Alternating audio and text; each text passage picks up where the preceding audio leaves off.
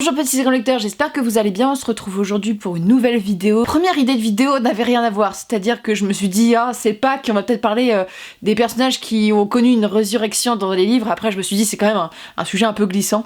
Donc aujourd'hui j'avais envie de vous parler de lecture du printemps, les lectures que moi j'aime bien effectuer au printemps, des lectures qui sont synonymes d'une certaine paix, d'un certain calme pendant cette période. J'ai axé bien sûr sur l'imaginaire, mais c'est des lectures que j'aime bien effectuer pendant cette période-là et c'est des petites idées que je peux vous donner à cette époque. Ce week-end, donc dimanche, aujourd'hui, joyeuse Pâques à tous et à toutes, pour ceux qui fêtent Pâques bien sûr, et on est, je dis on pour l'entreprise, mais c'est je en réalité, je serai à Trolls et Légendes pour donc le festival aujourd'hui, il y aura tous les livres des 3 normes qui seront disponibles à l'achat et bien sûr je pourrai dédicacer les livres si vous le souhaitez.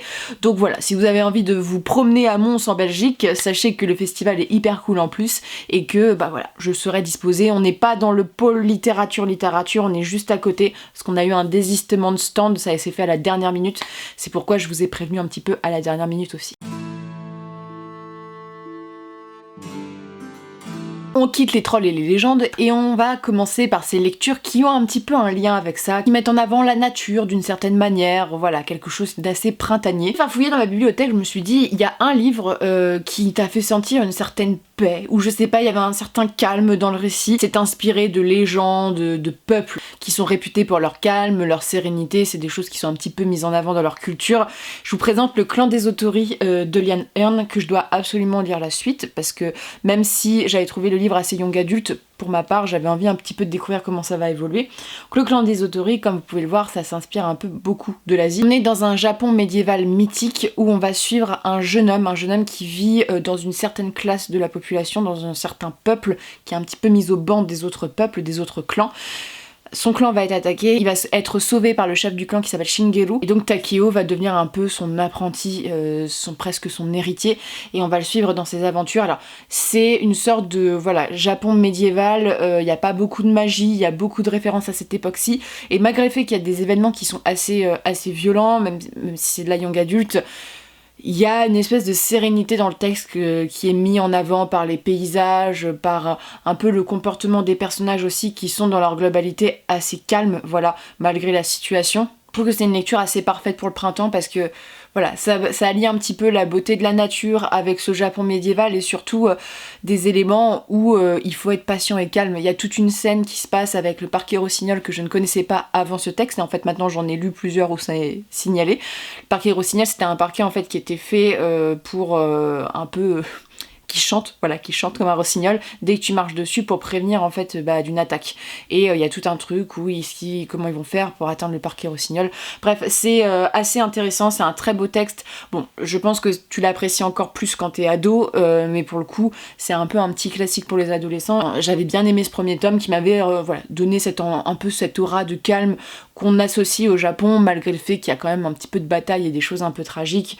Il y a tout un petit peu ces cultures qui font que j'aime bien lire de la littérature asiatique pendant la période printanière, et c'est ce que j'ai fait avec Xingchong, fille vendue, voilà, que je vais vous présenter très bientôt sur la chaîne, ou que je vous ai déjà présenté, mais c'est ce genre de littérature que j'aime bien. Au printemps, j'aime beaucoup aussi redécouvrir des textes qui sont liés à une de mes passions dans la vie, c'est-à-dire la légende arthurienne, Brocéliande. Bref, j'aime beaucoup lire des contes, et notamment des contes liés à Brocéliande et liés à toute cette mythologie. Je vous parle donc de Merveilles et des légendes des dames de Brocéliande. Il y a toute une collection donc chez Au bord des continents. Au bord des continents, c'est une maison d'édition qui est spécialisée en fait dans les ouvrages illustrés. Par exemple, là on a le personnage de Dahu qui est assez connu quand on s'intéresse à cette mythologie, légende, à propos notamment de Brocéliande et du mythe arthurien.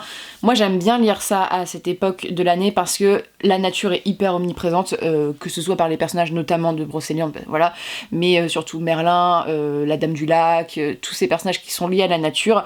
J'aime beaucoup aussi parce que pour moi, Arthur c'est toujours lié à des plaines verdoyantes, à quelque chose de la renaissance, on va dire d'une certaine manière, renaissance de la nature, renaissance du chef guerrier qui va essayer de défendre son peuple et qui va rameuter toute cette table ronde.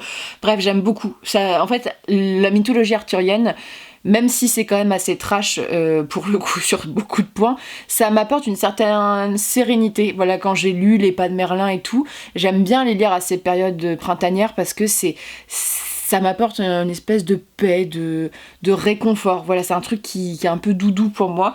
Et en même temps, il y a quand même cet attrait épique derrière. Mais il y a cette sérénité portée par des personnages qui sont calmes. Voilà, Merlin est quand même souvent représenté comme un personnage assez calme. Et donc dans mes souvenirs, ce tome-ci, en fait, on suit un personnage qui va suivre une histoire, et en fait, grâce à cette histoire, on va voir le développement de tous les portraits, en fait, un peu féminins de Brocéliande. Voilà, donc ça permet de découvrir un petit peu la mythologie de façon en plus très très belle, parce que les livres sont très très beaux, et de découvrir un peu la Bretagne aussi d'une certaine manière, et voilà, donc alors c'est pas forcément le type d'illustration dont je suis plus fan, mais c'est typiquement l'illustration bretonne. Voilà, pour moi, les illustrations d'imaginaire breton qu'on retrouve, c'est des très très beaux livres. Au bord du continent, j'en ai plusieurs et je vous recommande vraiment la maison d'édition qui fait du très beau travail. En parallèle, j'avais envie aussi de vous parler d'un livre qui est un peu dans le même univers, mais pas vraiment. C'est un livre illustré, mais qui parle plus de la nature. Parce qu'au début, j'étais partie sur un délire de la nature, mais en fait, j'ai beaucoup de choses qui se passent pendant le froid, parce que moi, j'aime beaucoup les récits dans le froid. Et je me suis dit, là, c'est un super livre. Moi, je l'avais lu au printemps, et je trouve qu'il est vraiment fait pour. Alors, les illustrations sont particulières, mais moi, j'apprécie parce que ça change un petit peu. Je vous présente donc le grand livre de la nature. Alors, je vais essayer de vous le montrer bien. Voilà, il est shiny, magnifique. Et surtout l'intérieur, voilà, ce sont des illustrations qui sont extrêmement colorées. Ces esprits qui sont plus ou moins connus. Moi, ce que j'avais apprécié, c'est que je connaissais vraiment pas tous les esprits qui étaient représentés, et toute la recherche. Le dessin est beau, mais le texte apporte énormément de choses sur par exemple la définition des termes, d'où le nom tire ses racines, dans quel type de légende on les retrouve, dans quelle religion on peut retrouver, voilà, ce type d'esprit.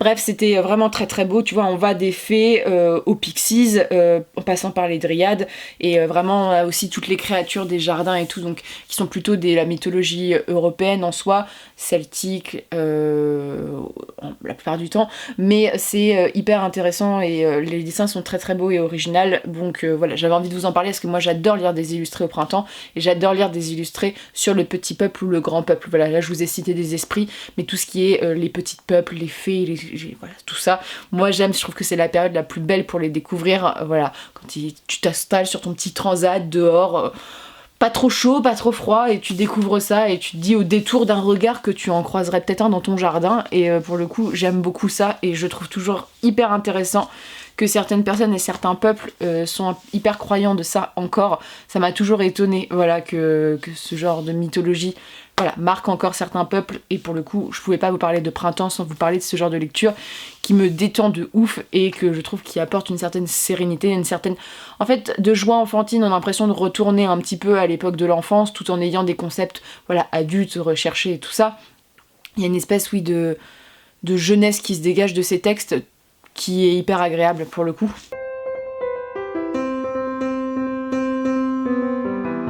Le printemps pour moi en termes de lecture, c'est aussi un genre, alors il faut absolument que j'en rachète, même si mine de rien, je suis un petit peu perdue, parce que est-ce que c'est moi qui ne m'instruis plus du tout sur ce genre-là, mais j'ai l'impression qu'en fait ça a été très à la mode à une époque, et que maintenant on en voit un peu moins, et que maintenant c'est plus de la romance fantasy que c'est de la bitlit, voilà. Elle appelle ça de la urban fantasy. C'est un peu compliqué au niveau des termes, parce que voilà, des fois il y a des crocs, des fois il n'y a pas des crocs, mais c'est vrai qu'on en voit moins, et en fait maintenant on en voit beaucoup avec de la young adulte. Alors soit c'est de la young adulte, soit c'est très épicé, il n'y a pas trop d'entre-deux. Moi j'ai grandi avec la bitlit quand j'étais ado, et des grandes séries comme ça, moi j'aime bien lire au printemps, parce que voilà, c'est l'été qui approche. Voilà, moi j'aime bien les trucs où je prends un petit peu moins la tête. Bizarrement, l'hiver c'est un peu là où j'ai les lectures les plus sérieuses, parce que je pense que c'est là où je passe le plus de temps à lire. L'été, j'ai tendance plus à faire d'autres activités, donc à avoir des choses qui me demandent un petit peu moins de réflexion. Et j'avais envie de vous parler d'un livre parce que le 3e tome sort, et que j'ai vraiment hâte de savoir comment ça va évoluer. C'est de l'urban fantasy, c'est pas de l'urban fantasy, mais moi je classe ça dans la grande famille en fait de la bitlit urban fantasy, même si c'en est pas, parce que c'est de la mythologie, c'est de la fantasy gréco-romaine d'une certaine manière. mais c'est abordé un peu comme ça. Il s'agit donc du Souffle de Midas, donc d'Alison Germain, dont le tome 3 sort bientôt, ou est déjà sorti, donc c'est chez le Chat Noir. Je crois que c'est le seul livre que j'ai chez le Chat Noir. Et donc j'ai beaucoup aimé, parce que pour le coup c'est très original, et ça regroupe, on voit que Alison est fan de... C'est un peu un hommage à toute cette littérature qu'il y avait, avec le contexte historique qui est hyper agréable dans le texte. On suit donc Louise, il me semble dans le texte que c'est son petit prénom. On suit Louise qui a une vie un peu ordinaire, hein, pas toujours facile mais un peu ordinaire, qui un jour va tomber sur une nana qui va lui tomber sur les bras, voilà, vraiment au sens propre, et va lui souffler dessus, elle va lui transmettre le souffle de Midas. Donc pour ceux qui ont un petit peu de connaissances en mythologie gréco-romaine, voilà, elle va avoir certains pouvoirs et elle va être recherchée pour, et il y a un homme qui s'appelle Angus qui va venir un petit peu à sa rescousse, voilà. Donc on est sur ça se passe un peu en Angleterre, après on va en Grèce, bref. C'est un récit, je trouve, qui est très frais dans sa façon d'aborder les choses, parce que c'est pas un récit qui a la prétention de te faire réfléchir sur des concepts hyper précis. C'est un récit qui est là pour totalement la détente, te faire découvrir un univers qui est très agréable, qui rend hommage à tous ces concepts de femmes fortes avec des dons, qui se retrouvent avec des mecs un petit peu, voilà, très agréables à regarder. De temps en temps ça fait de mal à personne, voilà, mais pour le coup j'aime bien, parce que ça regroupe tout ça avec ce côté en fait historique que j'aime beaucoup et qui a un vrai plus dans le roman. C'est-à-dire que maintenant je dirais de la Biclite, c'est vrai que j'en ai pas lu depuis quelques années maintenant, ça me saoulerait peut-être un peu. Le côté historique me plaît beaucoup, parce que moi j'aime bien dans la Biclite tout ce qui est enquête, voilà, il y a toujours des choses, il n'y a pas que la romance. Là, le fait qu'il y ait le point de vue historique et qu'en fait, mine de rien, la romance est presque moins présente que dans certains livres d'imaginaire. Je suis en train de lire un livre d'imaginaire que Brajon m'a envoyé. En fait, j'ai presque plus l'impression de lire un truc de romance que de lire un livre de fantasy. Et là, c'est un peu pas le contraire, parce qu'il y en a, mais c'est agréable à suivre. Le personnage de Louise est assez attachant. Angus, c'est pas dégueu. Voilà, ça touche des cordes sensibles que j'aime bien. Donc pour le coup, pour une fan en plus de mythologie gréco-romaine, le 2 est encore hyper chouette, parce que ça développe vraiment tout ce qui se passe. Moi, j'ai vraiment un petit coup de foudre pour le personnage de la Pity dedans, et j'ai hâte de voir comment va évoluer le tome 3, parce que la fin du tome 2 était assez ouf. Bref, ouais, c'est un chouette roman d'imaginaire un peu romantique, gréco-romain, français, et je trouve que le Chat Noir a fait du joli travail. Donc pour le coup, voilà, moi c'est le genre de récit qui en fait me fait vivre une aventure, voilà, comme ça, sans prétention, et moi j'aime bien dire ça de temps en temps, et notamment au printemps, et typiquement j'aime beaucoup celui-ci, j'avais envie de mettre en avant celui-ci parce qu'il a des qualités au niveau de l'approche historique qui est très intéressante. Enfin, alors celui-ci, vous allez me dire, mais ça n'inspire pas du tout la paix ou... En fait, c'est glauque, voilà, c'est pas forcément le truc où les gens se diraient on va le lire au printemps, mais en fait je trouve que ce livre est super pour le printemps, parce que ça parle de la nature et de la forêt. Il y a tout un intérêt avec ça, donc je vous parle d'Apostasie de Vincent Tassi. Bon, ce livre je l'ai beaucoup aimé, comme je vous dis, le seul bémol que je me souviens de vous avoir dit, c'est que c'est dommage, parce que le texte est vraiment très très positif sur pas mal de choses, simplement ça se perd un petit peu au milieu du roman, mais... Dans la globalité, j'ai beaucoup aimé la plume, en fait, et j'ai beaucoup aimé comment c'était abordé. En fait, ça m'a un peu changé de ce que je lis habituellement, et j'ai envie de lire d'autres choses de Vincent Tassi depuis. Donc, Apostasie, on suit l'histoire d'un jeune homme qui est totalement en dépression au début du récit, qui décide en fait d'aller habiter une cabane dans une forêt, voilà, avec un chat qu'il trouve sur le passage. Il vit là-bas, et un jour, en se rendant à la bibliothèque municipale, il tombe sur un livre. Un livre, c'est La Sylve Rouge, il me semble, quelque chose comme ça, je ne sais plus le nom du... Ah bah c'est ça. Voilà, et je me souviens bien, dis donc, ça fait quelques temps, je me souviens bien. Et peu à peu, il va être mené à un endroit et faire des rencontres avec un certain type de personnes. Je vais pas vous en dire plus, mais Apostasie, c'est la réinterprétation d'une créature fantastique extrêmement connue, de façon très originale et gothique. J'aime beaucoup comment ça a été fait, très sanguinolent, très... Bref, c'est quelque chose, j'ai bien aimé comment a été représenté ce côté un petit peu tragique. Alors, c'est vrai que pour certains lecteurs, je pense que c'est quand même très particulier, c'est très gothique, c'est très dans la surenchère un petit peu parfois, dans dans la beauté du sang, dans la beauté de l'horreur. En fait, c'est ce que moi j'avais beaucoup aimé. La plume est très poétique pour le coup. Et Vincent Tassi, en fait, j'ai bien aimé parce que sa plume est poétique. Et moi, le printemps, c'est la poésie. Voilà, c'est cette espèce d'ambiance où dans la forêt, les feuilles qui soufflent dans le vent. En plus, là, il y a tout un côté au conte qui revient dans le texte parce que le livre est découpé d'une certaine manière. Et voilà, cette sylve rouge, ces créatures. Il y a un côté, même si c'est glauque, il y a quand même un peu d'action. Il y a le côté de faire raconter une histoire, d'avancer dans cette forêt un petit peu bizarre, qui est hyper prenant, angoissante, qui m'a apporté une sérénité. Peut-être pas que ça a été le cas de tout le monde, hein, parce que franchement c'est très spécial et c'est très glauque. Mais je pense que c'est l'écriture, comme l'écriture est assez lente, ça m'a plu, et que même les personnages, ils sont vifs, tu vois, dans leurs actions et tout, de par leur nature, mais ils ont une façon de parler, ils expliquent beaucoup les choses, c'est quelque chose où on prend son temps, et ce qui fait que moi, je trouve que pour le printemps, c'est une très très belle lecture. J'adore la couverture du format poche, je suis dégoûtée parce que l'illustrateur n'est pas français, voilà, pour le coup, a priori, mais j'aime trop, elle est vraiment très très belle. Je l'avais acheté pour les Imaginales l'année dernière, et je l'avais lu pour Halloween, alors ça peut le faire, mais je pense que pour le printemps, ça m'aurait tout aussi plu parce que il y a un mood. Ce livre, il a un mood, et c'est parti. Je veux dire, c'est quand même réussi de rendre un mood à un livre, mais je vous le conseille. De toute façon, Apostasie, je sais qu'il y a des gens qui n'ont pas du tout aimé, des gens qui adorent. Vincent Tassi, c'est une expérience de lecture. Voilà, c'est pas un texte de littérature française où il n'y a pas de style, où il n'y a pas de prise de risque. Voilà, moi je préfère lire un texte comme ça où il y a de la prise de risque et que ça change un peu, que d'avoir un truc où tout le monde est en consensus et que tout le monde aime.